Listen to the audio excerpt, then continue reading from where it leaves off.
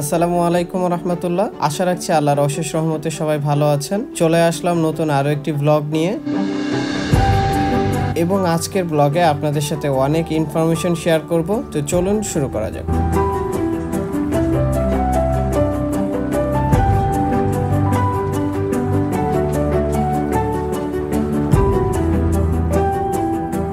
এখন বাজে সকাল 8:30 এবং আমরা বের হয়েছি, ব্যাংকের কিছু কাজ আছে, ব্যাংকে যাব। আর সকালে যেহেতু আমরা এখনো পর্যন্ত কিছু খাইনি, সো ফার্স্টে আগে খেয়ে নিব, নাস্তা করে নিব, দেন তারপরে আমরা ব্যাংকের কাজগুলো সারবো। সো আমরা প্রথমেই চলে গেলাম হচ্ছে ফার্স্ট সিকিউরিটি ইসলামী ব্যাংকের বুথে, বাট ফার্স্ট সিকিউরিটি ইসলামী ব্যাংকের বুথ বন্ধ থাকার কারণে ডাচ বাংলা ব্যাংকের বুথে যেয়ে টাকা তোলার চেষ্টা করছিলাম, কিন্তু এখান থেকে আমরা কোনো টাকাই তুলতে পারলাম না। বারবার ইরোর দেখাচ্ছিল যে টাকা ট্রান্সফার হচ্ছে না বা নেটওয়ার্ক জনিত কোনো কারণে আমরা টাকা তুলতে পারতেছি না। সো ভাবলাম টাকা তোলাটা পরে হবে, আগে নাস্তা করে আসি, তারপরে টাকা তোলার ব্যবস্থা করব। সো আমরা নাস্তা করার জন্য চলে যাচ্ছি নাভারন গরুহাটের পাশে একটা হোটেল আছে। হোটেলটা সুন্দর না, নর্মাল হোটেল, বাট এখানে খাবারের মানটা অনেক ভালো। সো আমরা আগে ফার্স্টে হচ্ছে এখানে নাস্তা করব। এখানে সকালের মেনু হচ্ছে রুটি, পরোটা, ডাল, গরুর মাংস।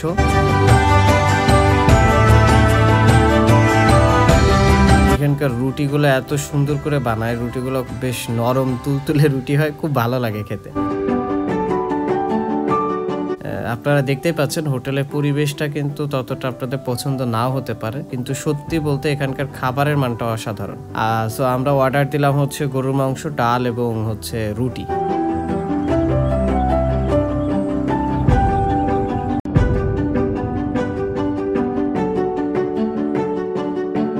খাওয়া দাওয়া শেষ করে আবার ব্যাংকের দিকে যাচ্ছে। ব্যাংকের আগে একবার মাঝখানে গিয়েছিলাম, তখন বলল যে চেক বই ছাড়া টাকা দিতে পারবে না, তাদের হচ্ছে এটিএম বুথে কাজ করতেছে না। সো আবার বাসায় যে চেক বই নিয়ে এসে আবার ব্যাংকের উদ্দেশ্যে যাচ্ছি। ব্যাংকে যে দেন আমরা আবার টাকা তুলবো। ফার্স্ট সিকিউরিটি ইসলামী ব্যাংকের যে প্রবলেমটা হচ্ছে, ওনাদের ব্যাংকে টাকা নাই। সো ওনাদের কিছু কিছু রেস্ট্রিকশনের জন্য ওনারা টাকা দিতে পারছে না, বা কোনো একটা প্রবলেমের জন্য ওনারা গ্রাহককে সম্পূর্ণ টাকা দিতে পারছে না।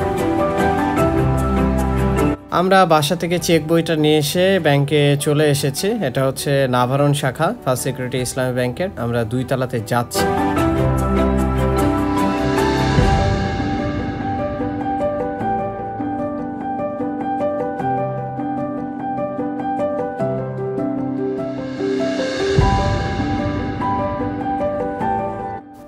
এখানে ঢুকে দেখি কয়েকজন টাকার জন্য ম্যানেজার সাহেবরে ধরে বসে আছে যে আমাদের টাকা দিতেই হবে, এনি হাও যেভাবে হোক ম্যানেজ করেন।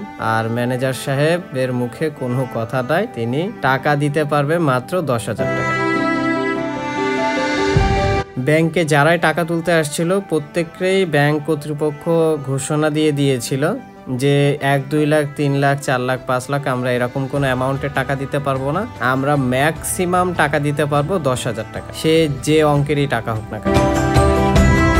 সো এতটুকু বুঝলাম যে ফার্স্ট সিকিউরিটি ইসলামী ব্যাংকের অবস্থা এখন খুবই খারাপ এবং আশা রাখি খুব দ্রুত এই সমস্যার সমাধান হবে।